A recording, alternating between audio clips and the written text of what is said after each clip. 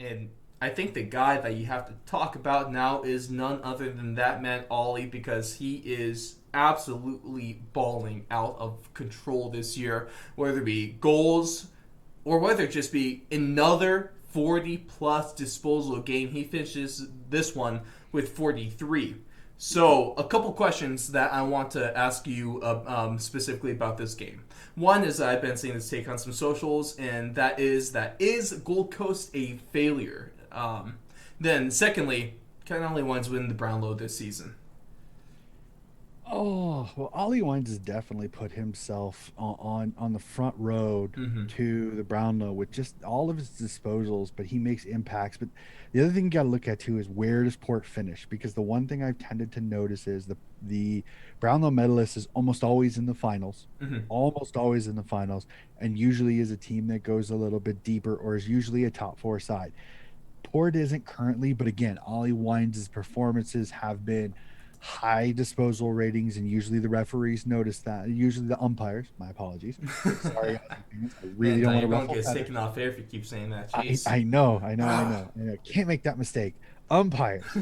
Umpires notice that, and usually when you have a high disposal game, you usually get the three votes. So I would say right now, Ollie Wine, it's hard to argue Ollie Wines is not one of the favorites next to the Marcus Bontempellis of the world when it comes to the Brownlow medal. When it Mm-hmm. comes to the Gold Coast Suns, oh, it's you hate going failure, but something about this is just not working. Unfortunately, I think so many people were so excited when Stewie Doo took the job because Stewie Doo brought in this fresh new thought process. When Mm-hmm. he first started, it seemed like things were progressing. And I know many of the people that have seen the Amazon documentary says that he's such a great coach. He's so good with the younger players. But unfortunately, each and every coach since the start of the Gold Coast Suns has had a lower and lower win percentage as they've gone on as the Gold Coast coach. Mm-hmm. Unfortunately,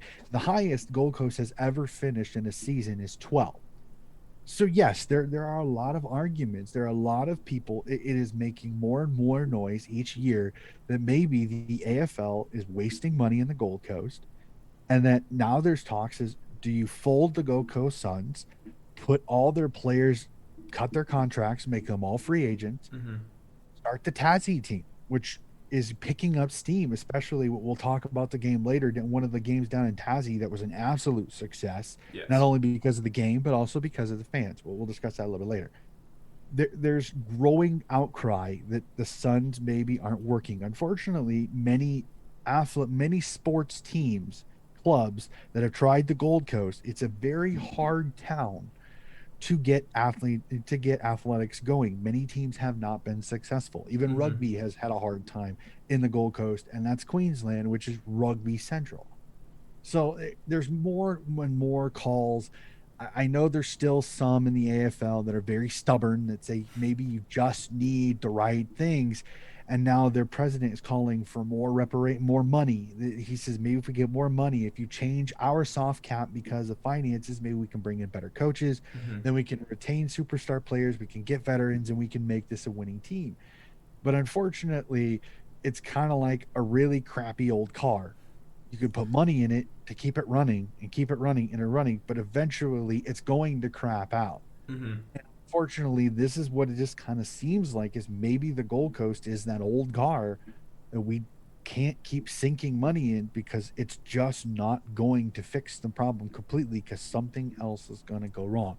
I want it to work Yeah. because this second team in Queensland, Brisbane is great, but it gives it's a market that the AFL want. They want Mm-hmm. the Gold Coast market. They want to know that they're successful in the Gold Coast market, and they're being super stubborn. And I agree with one of the shows that I watch called First Crack. They agree that as long as Gil McLaughlin, the CEO of the AFL, is there, that is his baby. Gold Yeah. Coast is his baby. Gold Coast isn't going anywhere as long as he is still CEO. Mm-hmm. Until he retires or until he steps down, Gold Coast is not going anywhere. So we're really going to have to see how this plays out. This is not something that's going to change this year, next year, maybe 3 to 4 years. This is future. but how much longer will the patience for the Gold Coast Mhm. stay? Because each and every year, unfortunately, after round 12, it's the predictable Gold Coast slide. They start losing games.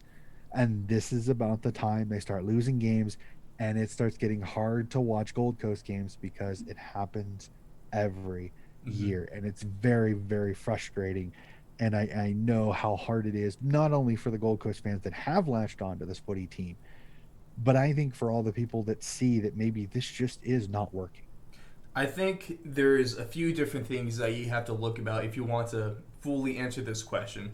Those being members, average home crowd, and also profit or loss, or what their end balance is looking like. So in 2011, when they first became a team, they started with 14,000 members. And currently, or at least after 2020, they were sitting at a little over 16,000. So that's about an increase of about, let's say, 2,200 fans right there. They've more often than not, they've seen a increase in memberships after seasons. Right now, they have 3 years in a row of an increase in memberships. In 2018, it was up about 500. In 2019, it was up by about 1,500, and now in 2020, it was up by a little more than 2,500. So that's positive. The one thing though is that, of course, 2011 hot new team. They had 19,000 fans at their average home games. They've dropped as of 2019 with the most recent numbers to just about 11,500. But if we want to talk profits, because ultimately, I mean, Donnie, we all know this with any sports teams, or the AFL is a business, and what's that business about? It's about making money. They have more often than not turned a profit, with their biggest one being in 2018, where they turned about $1.16 million in profit. They also have had some bad years, most important in 2016 when they lost about 3 million. So obviously that's not a good look. But they've been up from 20,000 and about 1.1, and then they've been up 250 cent in 2017, 2018, and 2019. Numbers still to be determined for 2020. So there is success. It's just very marginal, and you just want to. I think ultimately, is it worth the effort? I'd say as of right now, yeah, because I mean, I like the more teams, the better. There's it talks about putting 20 teams soon in the next number of years. You can keep this team. You can move it to Tasmania. You can move it to the capital city. But I think Gold Coast should say Gold Coast at least for the time being. Well, and here's a little bit of context too. Is one of those first few years they did bring in Gary Ablett Jr., which I think brought in a lot of people's eyes to the Gold Coast because when he first came up there, everybody wanted to see Gary Ablett Jr., the son of the great Gary Ablett, one of the best players in the league at the time, coming up to play at the Gold Coast. So I think those first, like the best year that they ever had, where they finished 12th, Gary Ablett had them in the eight at the time, but he got his shoulder, separated his shoulder around 13 or 14, and the rest of his season was basically shot. Gold Coast tanked, dropped down to 12, didn't make the finals. So there's a little bit of context of why this is so weird because since then, since really after Gary Ablett left, I mean, it's been a mass exodus. I mean, like we had talked about several weeks ago, they put out their all decade team, and 12 of their starting 22 are all wearing different jumpers for different teams. And here's the other thing that I think a lot of people, especially around Gold Coast, are scared about is that you've got guys like Isaac Rankin, Nick Lukosius, Anderson, Rowell, and Ben King and King. Those five guys right there, they have to keep them in the Gold Coast because Mm-hmm. if they go, and that's in the next 2 years, if they go, this thing will not go anywhere because it they can't just keep giving the Gold Coast first overall, second overall compensation picks and get 8 to 10 fresh 18-year-olds who were superstar players and put them on a team and expect them to win because they're the best players in the team.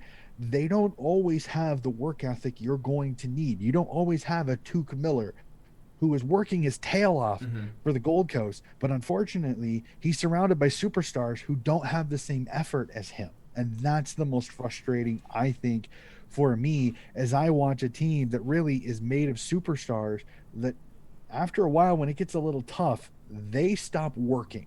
Mm-hmm. And that's the most frustrating part about it. And I think that's the reason why, for me, purely on the field, you could almost say this has been a failure. I agree with the boardroom stuff, the Mm-hmm. finances and all that, and the fan support.